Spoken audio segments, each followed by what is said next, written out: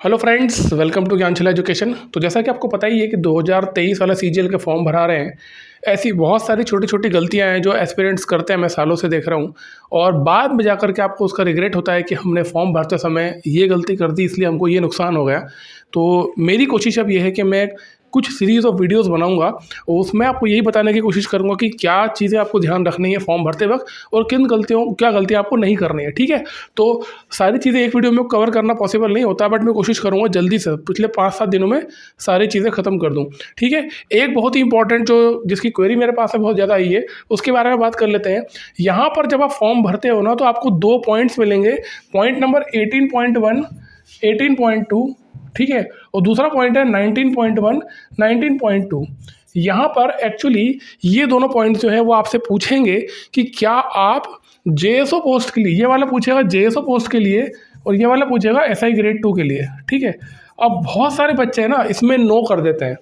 मतलब ये पॉइंट पूछेगा कि क्या आप जेएसओ की अप्लाई करना चाहते हो, और 18.2 पूछेगा कि क्या आप जेएसओ के लिए एलिजिबल हो, और फिर ये वाला पूछेगा ग्रेड 2, एसआई ग्रेड 2 के लिए।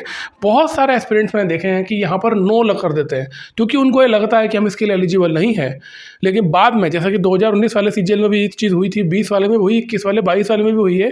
बहुत सारे बच्चों ने ना बाद में मुझे कॉल किया कि सर मैंने इस चीज़ का ध्यान नहीं दिया, मैं एलिजिबल था, मैंने आपका वीडियो देखा और फिर मुझे मालूम पड़ा कि मैं तो इसके लिए एलिजिबल था, बट मैंने क्या किया, यहाँ पर नो कर दिया और नो करने की वजह से मैं इन दोनों पोस्ट से बाहर हो गया। ठीक है, तो हमारा उद्देश्य क्या है, हम एग्ज़ाम की तैयारी कर रहे हैं। अब हमको ये कोशिश रखना है कि हम ज़्यादा से ज़्यादा पोस्ट अपने दायरे में ला सकें।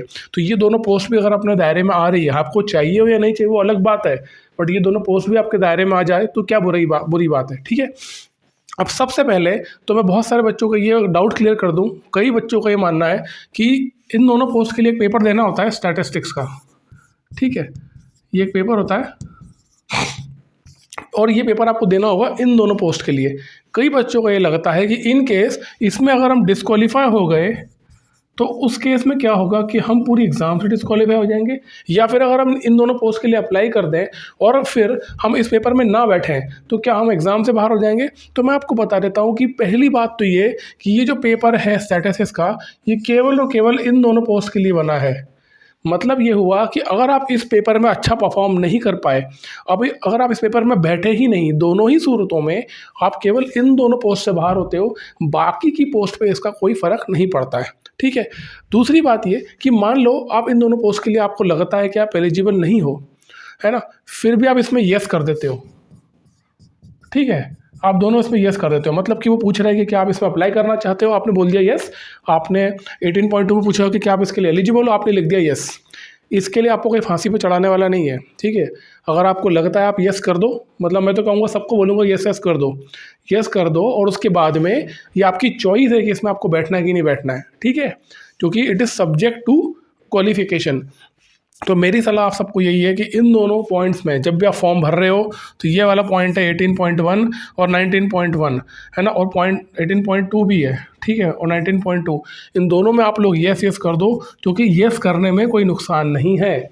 नो करने में ये नुकसान है कि मान लो इन केस आगे चल के आपको पता चला कि इन दोनों पोस्ट के लिए आप एलिजिबल हो, तो आपको बहुत रिग्रेट होने वाला है, क्योंकि जो जेएसओ वाली पोस्ट है और ये एसआई ग्रेड 2 वाली पोस्ट है, ये कंपेरेटिवली यहाँ पर बहुत कम कंपटीशन होता है, कम बच्चे यहाँ पर एलिजिबल होते हैं। तो कम बच्चे जहाँ होते हैं ना, वहाँ पर आपकी पोस्ट लेने की जो प्रोबेबिलिटी वो बढ़ जाती है। तो हमको भी तो एक ऑप्शन रहना चाहिए ना भाई। अच्छी बात है हम अच्छी पोस्ट के लिए एस्पायर करें, ड्रीम पोस्ट आपकी कुछ भी हो, लेकिन एक ऑप्शन लेके चलने में कोई बुराई नहीं है। तो मैं आपसे ये कहूँगा कि हमेशा जब भी आप फॉर्म भर रहे हो, इसके अलावा और भी बहुत सारी चीज़ें जब मैं बात करूँगा, फिलहाल इसकी बात कर रहे हैं, इन दोनों में आप सब लोग येस करके आना, कर देना और सबमिट कर देना। कोई आपका नुकसान नहीं है येस करने में। आपकी तैयारी हो तो आप बैठना इसमें, इसके पेपर में स्टैटिस्टिक्स में, नहीं तैयारी हो मत बैठना। लेकिन इन केस आपको बाद में मालूम पड़ा कि आप इसके लिए एलिजिबल हो सकता है एसएससी बाद में जाकर के एजुकेशनल क्वालिफिकेशन चेंज कर दे, क्योंकि भरोसा कुछ नहीं है। जो एसएससी ने नोटिफिकेशन निकाला है पत्थर की लकीर नहीं है, बाद में है ना कॉरिजेंडम आते हैं एसएससी के। ठीक है, इनका मतलब ये होता है कि हम नोटिफिकेशन निकाले थे, आज हमने कुछ चेंजेस कर लिए इसमें, तो आज हम ये निकाल रहे हैं, आज इसमें हम ये ऐड कर रहे हैं। हो सकता है कि जो एजुकेशनल क्वालिफिकेशन मांगी है इन जेएस और एसआई ग्रेड 2 के लिए, उसमें कुछ वो रियायत दे दे, हो सकता है एजुकेशनल क्वालिफिकेशन चेंज कर दे। तो आप उस दायरे में आ जाओगे तभी आपको फ़ायदा मिलेगा ना, जब आपने यहाँ पर ये सेस किया होगा। तो इसलिए इसके लिए अप्लाई ज़रूर करना। बहुत सारे बच्चे हैं जो अप्लाई नहीं करते हैं। अप्लाई करने में आपको कोई नुकसान नहीं है। इस पेपर में आप बैठो, इस पेपर में आप फेल हो जाओ, उसका नुकसान केवल इन 2 पोस्ट पे होता है, बाकी पोस्ट से इसका कोई इफेक्ट नहीं होता है, ठीक है।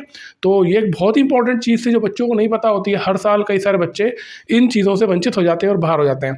इसके अलावा अगर आपको कोई प्रॉब्लम आ रही है, फॉर्म भरने में कोई इशू आ रहा है, तो कमेंट्स में लिखो। मैं ऐसे ही छोटे छोटे वीडियोज़ लेकर आऊँगा जहाँ पर कोशिश करूँगा आपको ये बताने की कि आप क्या गलती कर रहे हो और आपको क्या चीज़ों का ध्यान रखना है फॉर्म अप्लाई करने में, ताकि आपका फॉर्म रिजेक्ट ना हो, ठीक है। तो मिलते हैं अगले वीडियो में। Thank you so much. जय हिंद।